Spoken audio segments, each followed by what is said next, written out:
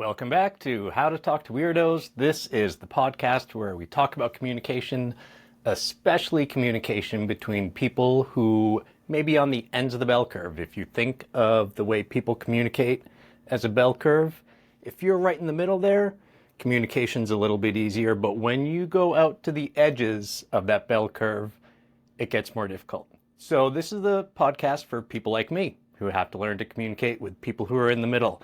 This is episode 30. I'm very excited about it. We are going to have some changes and some things are going to stay the same. One change I had recently talked about was the idea that I would do fewer solo episodes. I was going to start doing more interviews, but I found out that I've got a lot to say.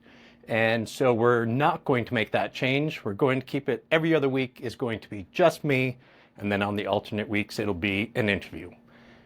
There are two other changes, one of which I'm already making, and it's part of this episode, and one that I'm considering, and I would like to get your feedback on. If you've been listening, you know that I've been talking a lot about active listening lately. And I've put a PDF on my webpage so that you can download 7 steps for being a better listener. Helps to avoid conflict or navigate conflict if you're already in it. And I've started doing workshops as well. So as I was thinking about active listening, I thought about actively listening to feedback. Feedback is something that most people say they would like, but most people don't actually like. If you're brand new in your job and you're like trying to figure your way, then of course you want a lot of feedback. But if you're pretty established in what you're doing, people often don't want feedback, even when they say they do. I remember being in corporate America asking my boss, hey, do you mind if I give you a little bit of feedback on this? He said, that would be great. But guess what? He was not actually interested in that feedback. Some of it may have been the way I delivered it. Some of it is just that feedback is hard to get. It's hard to receive. It feels like an attack. It feels like someone is diminishing your abilities. And so it's hard to listen to. But it's important. It helps us to grow. There are a few things you can do to help become better at receiving feedback. The first thing I recommend for everyone is ask questions. Somebody gives you a feedback, ask a question. It'll do 3 things. It'll let them know that you're actually paying attention, which is pretty important because they probably went out on a limb to give this to you. So knowing that you're really listening is important. You may find out details. They may give you pretty general criticism. And then when you dig into that, you can find out specifically what they meant and what can change. And you may have just misunderstood it the first time. They may give feedback and you may think that it means one thing, but when you ask a question, you'll find out it might mean something very different. So just always ask. Another thing I will say is you do not need to respond right then. Just because they're giving you feedback does not mean that you need to respond in the moment. You can just say, hey, thank you for that. It's a lot for me to chew on. I'm going to really work on that and see how I can make changes. And then consider whether or not you really should respond at all. It may be that they're just giving you feedback for your information. If it's your boss or someone that you're in a close relationship with, they may want the feedback to know what you are going to do, if anything, to make changes. If you're not sure, ask them. Say, hey, do you want feedback on what I'm going to do, or is this just an FYI? It's always okay to ask if you're not sure. Sometimes it's obvious, sometimes it's not. The third thing I'll say is think of it as brainstorming. If you've ever been in a brainstorming session, you know the number one rule is there is no wrong answer. When you're receiving feedback, assume that there's a kernel of truth. In brainstorming, the thing that a person says may not be the right answer, but very often it leads to an idea built off of that is the right answer. And it's the same with feedback. They may not have all the background information that you have. So their feedback may not be spot on, but if you assume there's a kernel of truth in there, then it can get you thinking about, what they said's not quite right, but there is this issue and here's what I can do to work on it. So assume there's a portion that's correct. Think of it as brainstorming. Now, the other thing is when you're the one giving advice or giving feedback, try to make it easier for them to receive it. The first thing I always ask is, do you really need to give this feedback? Who is it for? Am I giving feedback kind of for my benefit because it'll make me feel good? Or am I actually doing it to help them? So stop and think, do I need to give this feedback? Is it going to actually be helpful? And if not, don't do it, because it always causes a little bit of strain. If it's not going to actually benefit, don't bother. Just keep it to yourself. Second thing is less emotion, more facts. The less emotion, a lot of times that means don't give feedback right at the moment. When an event is going on and you get into whatever it is that you want to give feedback on, sometimes it's already emotionally charged and that is not the time to give it. They're not going to receive it.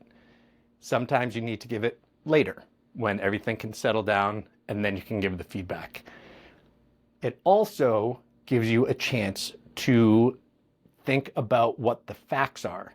If you go in and say, you never do the laundry, or whatever it is, that's not fact-based, that's emotion-based. If you say, hey, for the last 4 weeks, I did laundry 6 times, you did it 2 times, let's talk about that. That's much more fact-based. So taking your time, writing down the facts, helps you put it all together in a way that they're much more likely to be able to receive it. The third one is try posing it as a question. Rather than saying, here's what you should do, make this change. Ask them, say, hey, have you ever tried X, Y, and Z? Or would you consider? Or what do you think would happen if? When you make it a question, and the question is kind of, how can we improve this thing? It's a lot easier for them to receive it rather than being told what to do. When you ask a question, they're answering it, and they're going to believe their answer much more than they're going to believe what you told them to do. So try posing it as a question, make it easier for them to receive the feedback. I've recently got some feedback, and it was because I do emails to introduce myself to people who might hire me for speaking. And what I was thinking is I should do a short introduction video. So I put together just a rough draft. I wanted to prove the concept. So I made up an email. I did a short 1-minute video introduction. I sent it to my friend Peter. And all I wanted is the concept right. Everything was a rough draft. And what he did was he sent me back feedback on the video itself, which is not what I was looking for, so I immediately rejected it. And he did it really, really well. What he said was, hey, you have a nice smile. I'd like to see more of it. He gave me a compliment and just encouraged me to smile a little bit more than I already was. That's a great way to give feedback. The other thing he said was, use your hands more. Don't look like the engineer that you are.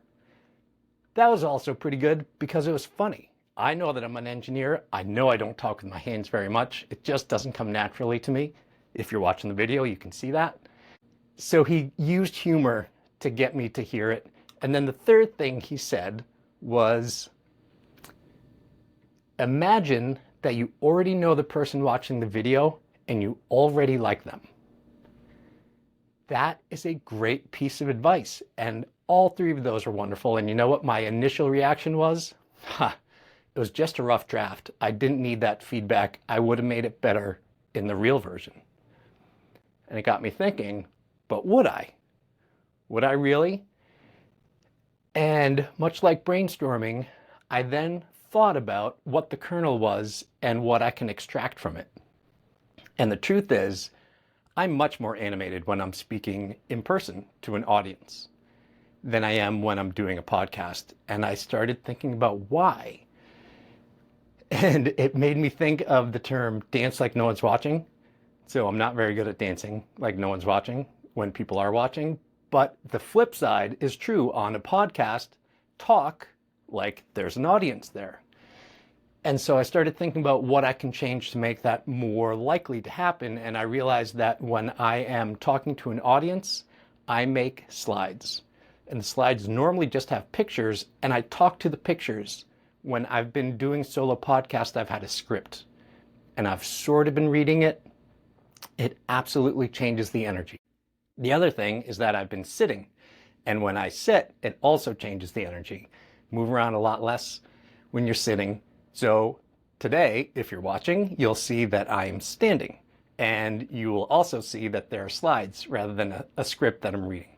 So I made those changes already, and I think it's helpful. It takes more time, but I think it's worth it. Another change that I'm considering making, and this is also from feedback, is I'm thinking about changing the name of this podcast. I've always known that weirdo could be perceived as pejorative. It might be an insult to some people. I've asked around a lot, and the feedback I've generally gotten was that it was a good name and I should keep it. But I've known in the back of my head that there might be some people, and one or two people have told me that they don't like that name, they don't like that word. But just recently, someone gave me that feedback in a way that I was able to hear much more. So thank you, Sally, for that. You did a good job of kind of framing it in a way to make it really make sense for me. Thinking about what I can name it instead to get the same concepts. First thing I thought of to change it to is neuroconverse. You hear the word neurodiverse quite a bit. I figured if you cut off the die, add a con, you're taking the idea of neurodiversity and having a conversation around it. I thought that was good. As I kept thinking about it, the other option I thought of is neuroconversant. And the reason why I like that is because it makes you think about neurodivergent, which people on the ends of that bell curve are neurodivergent. And then also think about conversation. Funny thing is, I was thinking conversant had to do with conversation, and I simply looked it up to make sure I was spelling it correctly. When I did, I looked at the definition and I remembered what it actually meant, which means a familiarity with something or an understanding of. And I actually like it better because if you are conversant in something, it means you're familiar with, almost fluent. So it's kind of becoming fluent with people who are neurodivergent, whether you're one of the people who's on the end of the bell curve talking to the people in the middle, or you're in the middle talking to people on the edges. Neuroconversant covers that. So I want your feedback. I want to know, do you want me to keep it? Do you think that How to Talk to Weirdos is a perfect name? And if one or two people are offended, or a handful, so be it. Do you think that neuroconverse is better? Do you think neuroconversant is better? Or is there another option I've never even thought of? In the show notes, there's going to be a survey. If you can go in there and tell me what you think, I would really appreciate it. I want to make a change, but I want it to be a change that works for everybody. Feedback is one of those things that's very hard to receive, but it's also one of those things that makes us better. It helps us to evolve into the next iteration, the better iteration of what we're going to be. So give me that feedback. Start thinking about how to give feedback to make it easier for other people to receive, and start thinking about how you can receive feedback a little bit more. Thank you so much for listening. Thanks for listening to another episode of How to Talk to Weirdos. Hopefully you found it both interesting and useful. If either of those things is true, please share. Do you have a friend or a coworker who could benefit from listening?